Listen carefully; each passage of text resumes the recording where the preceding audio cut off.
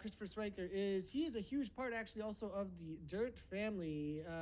Christopher Schwenker, thanks a lot for jumping in here with us. And the Zam you nope, it's communique. Communique. I got it. Now it was literally stuck in my head so badly to say Zamunique that I had to like communicate. Zamunique. The Zamunique, just so everybody knows, that's where Christopher Schwenker is coming in to talk about with us. It's an awesome website that he's launched, actually looking at all things Zwift. And what would you say, Christopher, is the focus of the Zamunique, actually? Like, where did this idea originate from? And also, welcome to the podcast, obviously, and great to have you. Oh, thank you. I'm hugely honored. Big fan. Big View 3 guy here, let's say. What? And I appreciate that very much. I love it. No, this is great. Nathan No, I've raced now exclusively with the View 3. of winning is just I'm here out today. I'm sorry, Anna. I'm sorry. Oh. We're kicking her when she's down, guys. No. No, I'm sorry also, but I must admit, after listening to you, I am also a FAL finish line rider. If I see a banner, I'm going for it. I don't care what it takes. Okay. And I think that when you speak about the traditions, it's absolutely true. Like I will, just from racing outdoors, doing hilly stage races or whatever, I would rather die and lay in a ditch on the side of the road than not be in the final group going over the climb. Yeah. That's just the way it is, But anyway, to answer your question, the Zamunique was basically just it's a retirement hobby for me. Really, it was a way for me to fulfill the second chapter of my life. I've been really fortunate. I had a physical therapy practice for 25 years and had some great employees, and they made my life really, really great and allowed me to enjoy cycling. And when I decided to take a step back from that, I just thought of, what way could I impact the community that I love so much and I'm so passionate about. And I love writing, and I have to give a big thanks out to Eric because he gave me the opportunity to do some writing, and I took it from there. It was, he was a mentor in that way. It's really changed things for me. What's your Zwift origin story then? Like, how long you've been Zwifting, and where did Zwift become, a part, and that to the place that you would start this website and be that passionate about it? How did this all start for you then? So I was actually looking back today, checking out my Zwift Power profile. So I think I did my first group ride in 2016. And I'd be, I always had to train before work. I had to practice. I had the family. It's, dark and cold and windy on Long Island in the winter. So I was always, riding and, doing things with the same guys. And I started to learn about dirt, and it really spoke to me. And then I took the plunge and decided to do a little bit of racing, which actually took a while, even though I've been racing on the road for seems like forever. But it was really intimidating to me at first. But the dirt guys were so inviting and so welcoming and really nurturing, and I kind of got really immersed in the community there and got really involved with the community. So yeah, since 2017, I've been basically evolving into what I would consider an indoor specialist. Like I race, train, and ride exclusively indoors now, whether it's 90 and sunny or 2 degrees and windy. So I'm sort of looking at the Zamunique page, and I know that there's a lot. Sort of, what's the if you look at the focus of the Zamunique, what's your passion area? Because I do see what you've got that I haven't seen, elsewhere as much, is really good sort of stories around the esport races and the people behind the avatars, which I've really enjoyed sort of seeing what's out there. But what's why did you start it? Like, what kind of stories did you want to come through from the community, and what was your passion in that area? That's really interesting, because a lot of people would probably think that the interviews that I do with all the elite racers are the things that I consider most interesting. But I got to tell you, it's the features that I do on the average Joe members of our community that do extraordinary things that are the most rewarding and fulfilling for me. Like people that overcome extreme challenges through virtual cycling, or they're so supportive of other people that are in the community. It's that's what is really the most rewarding for me. And don't get me wrong, speaking to the elite cyclists like Lionel Vujasin or James Joseph Barnes, they're always so receptive and open because we're promoting this sport that we're all trying to grow together. I always, like I say to my wife all the time, it's like, I just got off the phone with James Joseph Barnes. It's like talking to like Tom Brady. You know what I mean? He's like the goats of esports. Like, in what other sport or what other instance would you have the opportunity to do this? But it's like when you say give a face to the avatar. That's really one of the ways that I feel like I can have an impact on esports and growing the sport itself. Because the only way to do that is to give an identity. It's almost like virtual cycling has an identity crisis because you don't really know what's going on behind the avatar, even though that's evolving and developing, and the organizers of the sport are really seeing the value in that, and they have you guys, and they have Dave Toll, like really talking it up and being dynamic and creating a real nice viewer experience. But I'm not good with that. I can write things down, and that's the way that I feel like I can make an impact.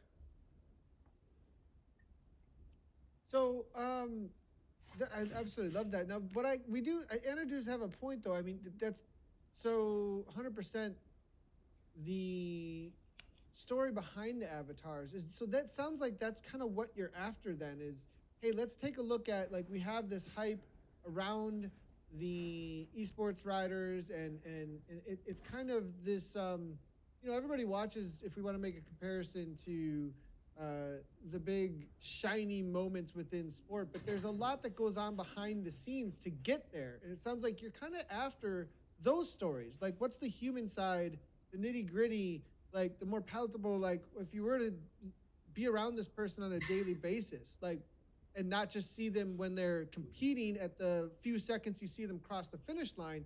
Is that kind of what you're after then, it sounds like? No, absolutely. I was kind of like tossing around like catchphrases and things in the beginning when I was kind of thinking about concepts. And one thing that always popped into my mind was bridging the gap between athlete and avatar. I kind of like, making that connection for people. And I utilize my physical therapy background for some performance articles and things like that. And I wrote the extreme dieting article series when I was doing work with Eric, and I'm really proud of that because there were some pretty profound changes in the rules that were a direct result of the things that I wrote. So that was I'll always be proud of that because it's kind of like a legacy there. And writing some articles and raising awareness of adaptive athletes on Zwift, which eventually culminated in the introduction of the hand cycle, is also another group of articles that I was really proud of, and worked with a lot of the community members who had disabilities to create like a groundswell of effort there that kind of created some momentum. And there are so many other topics, but it's like just enhancing the community in any way possible. It isn't always around the most glorious, the winning races type of thing. There are people that come in last place that are that are champions in many ways as well. Yeah, that's awesome. I think bubbling up those community stories is really cool. If you haven't checked that out, go look at the Zwift website and start having a look at those faces behind the avatars, because there are great stories there. Back to the sort of as you said, the glory sort of top end riders. Who's been the favorite interview that you've done so far with an esport racer? Oh, that's easy, Anna. The one that you wrote. Oh God! I'll give you your money later. Thanks, Chris. and the second one would be the podcast that I did with Nathan and Dave. That would be the second one. No, it's I guess, very early on, when I had the idea of doing those interviews, I reached out to Lionel Budison, and, he never does any of that stuff, but he saw that I was kind of sincere about promoting the sport. And he's like, yeah, Chris, I'll speak to you, we'll get this done. And he actually recently came on the podcast also and was really open and sincere about a lot of things. And everybody has a story to tell, and everybody's interesting in their own way. So I can't really, pick one or the other. They're all great. It's just that, it's exciting to be able to learn about people and to kind of like, everybody has a thing. So that's just what I feel about that. One other thing? So, you've got a good base, it seems like, here now. You've been writing for a while. I feel like the website and the writing has really started to get picked up by some major cycling art media websites, actually, at this point. Like, you've been published in some places now that are pretty well recognized within the cycling community, haven't you, Chris?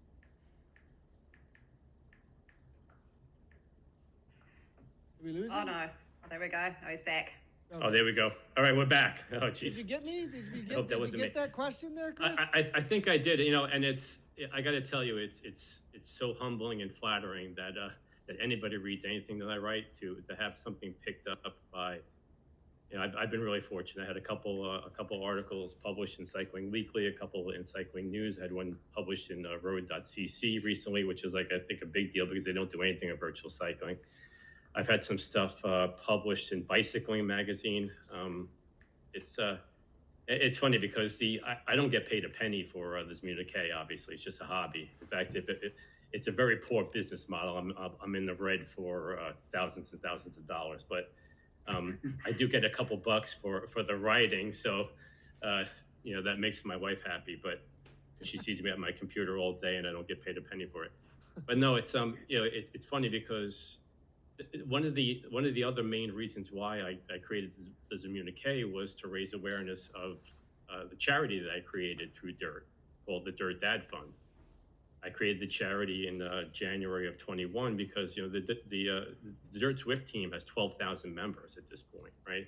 And there's such a huge community, and it's really nurturing and very generous and sincere, and there's always somebody that needs a little bit of help. So I thought about creating this charity where we create unique merchandise like these water bottles, for instance, and the design of this sweatshirt that we have here, and we sell it at enough cost and then put all the money into the fund. And since the beginning of 21, I've donated over $10,000 to members of the community that need assistance. So it's pretty profound. It really is. Like, we have a couple of our members whose wives have cancer and they needed money for treatment. Another actual a mother inside riding trainers needed money for an MRI, and it detected another spot where she had cancer. It's one of our members decided to ride his bike outdoors and got killed, just like the unfortunate woman that you spoke of earlier. So we put some money into his college fund. So I also joke that the Zmuda K is just a big advertisement for the Dirt Dad Fund, because if it ever made any money, that's where the money would go. That's awesome. That's a really tangible way that Zwift is making differences in people's lives in the community, which we were kind of talking about before. I would definitely look at that Dirt Fund. That's unbelievable. That's a great legacy you've got there, Chris, to be able to actually help people in the real world from a bunch of avatars in a game. Well, it really is. And, the community in Zwift is great. Like, if it wasn't for the community, I'd still be droning away on my CompuTrainer in my basement. It's the community what drew me to Zwift and what keeps me there. And, it's hard to explain to other people because they have no idea what you're saying. How can you be friends with somebody you've never met that lives on the other side of the world? Well, I happen to be sharing something that I love and putting myself out there during one of the most vulnerable moments of my life. Racing is a really vulnerable time. You know, you're cursing, you're crying, you're dry retching. You know. That's actually a really good. You know what? I've never heard it put that way, and in a lot of the studies I've done as far as other areas on relationships and philosophy, the idea of vulnerability is brought up a lot in certain ways of relationship, and how there's a necessity around it in order to really build true relationships. And the fact that you bring that up about racing, that you really put yourself out there when you have to race, right? There's the reason why there's nerves about racing a lot of times is because there's a performance expectation. There's like am I gonna meet up? Is it gonna be okay, right? And then you put yourself out there into vulnerability with a team around you that's supporting you. That's literally the definition of intimacy and love. So like, that's crazy that you just brought that up, Chris. Like, that's a really cool dynamic within these relationships that are forming that I've never actually made the connection of, but I talk a lot about in other areas of my life. That's cool, Chris.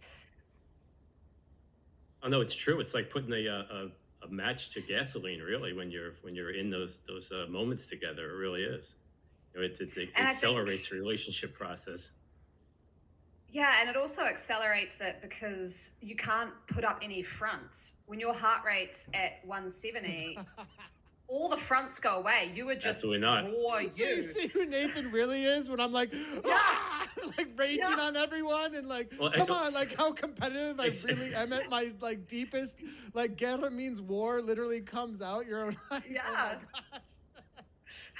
Well, except if you're going to, just hang around and wait for the group to come back and just go for FTFs. Oh, yeah. Okay, you guys win. That's the ultimate win right there. Oh, there we go. Yeah, like, I mean, taking you guys, a clip of that. Yeah, I mean, that was so well played. I have to say that's Two a win against right one. there for you guys. That's awesome. Thank you, Chris. That's I'll clip that one, Nathan, and put it on the Facebook page. You win. Yes, I like that. That sounds great. That sounds really great. Oh my gosh. So, well, you got getting picked up by some pretty big cycling news articles, or outlets. Chris, there's obviously a lot of the esports community is coming around this, especially with a lot of individuals. I mean, who high-profile names within the community being interviewed there. It's really cool. But I'm wondering, the Dat Dirt Fund obviously making huge impacts. Where do you see this all going? Where's this? Where's the Zamina K? Keep on. I have a slip there for sure. Where do we see all this going in the future, Chris? Yeah, that's a really great question. I wish I could answer that question for you. I don't know. I just gonna continue to stay true to myself and write about things that are going to make an impact. Now, I don't ever write an article because I'm hoping it's going to get picked up by Cycling Weekly or Cycling News. I'm fortunate enough to be in a position where I don't have to do that, and I put value on experiences and relationships and a lot more than money. And I'm lucky that I'm able to do that and able to give back through the Dirt Dad Fund and whatever else. So I don't know. It's fun. It's hard work. I built the website with my son from the ground up with no technical knowledge, and I know that you know how difficult that is. It's almost as difficult as doing a V-Everesting, which I've done twice, and I know that you're getting ready. So.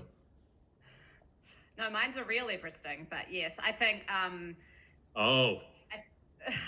Yeah, I actually just locked that in, but we'll talk about that later. But I think, Chris, I love what you've said there, where it's about the relationships and the stories. It's not about the money, because I think when you chase that, you end up sort of compromising on a lot of things and not creating what people really want to see. And so I think, chapeau to you to have a passion project and a hobby that it sounds like takes up a lot of your time.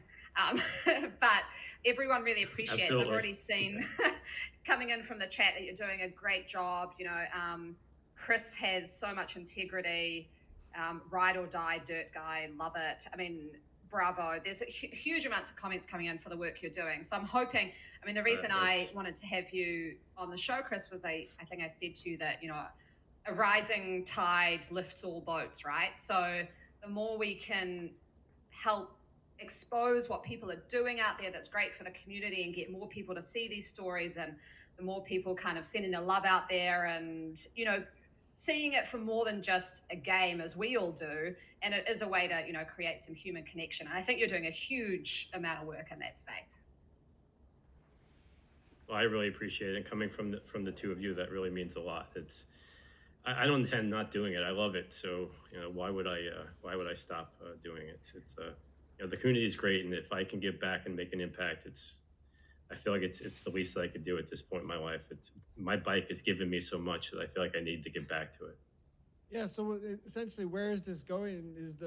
This is going and growing to. I'll see you down the road and on Zwift is where it's going. I'll see you out on the bike and maybe at some of the in real life meetups down the road. So growing the community, doing a great job in doing that, Christopher Schwenker. If you haven't checked it out, make sure to go.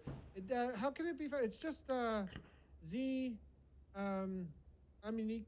TheZimmunique.com. TheZimmunique.com. Yes, TheZimmunique.com is where you can find that, and lots of articles all over there. You actually see a really cool picture of Chris with his setup there. It looks like. Is that you on your setup? I'm assuming that's you on your setup there on the front page. With all the with the strobe lights and stuff in the background. Yeah, that's rad. Looks pretty awesome, actually. Yeah, I had the tricked out pain cave before everybody else does. Now everybody has one. Mine is not nearly as nice anymore. But no, I love my gain cave. Yeah, it's looking really good. It's on its own platform. I mean, it looks like its own, like, you can film in that space, like its own little studio happening there. It's nice. Oh, I got the lights that are synced to music. It's quite an experience. Yes. Really. Disco party in there. That's awesome. Nice. Very, very Oh, cool. it's great. All right, so I know you guys have places to go. I just want to say one more thing to Anna, because you know, the fashion segment is one of my favorites also, but I have a different take on this. That as an indoor specialist, one of the great things about fashion is that you can get dressed in the dark. I go to the Rafa archive sale and I'll buy like the hot pink bib shorts just because I know no one's ever going to see them. You know what I mean? That's good. I spend more time on my avatar's dress than I actually do my own when I'm riding. Anyway, no, it's I really appreciate the opportunity. Any way to raise awareness and promote the community and you know, get the message out there is really special, and I really appreciate it. 100%. If you haven't checked it out already, make sure to go on over to the Zimmunique.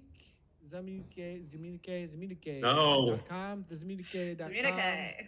And you can check out all of that. Chris, thanks a lot. And check out the Dad Dirt Fund. Thank you. We'll see you soon, Chris, I assume, on some other kind of podcast or some other kind of writing. Everybody, check it out. Christopher Schwenker.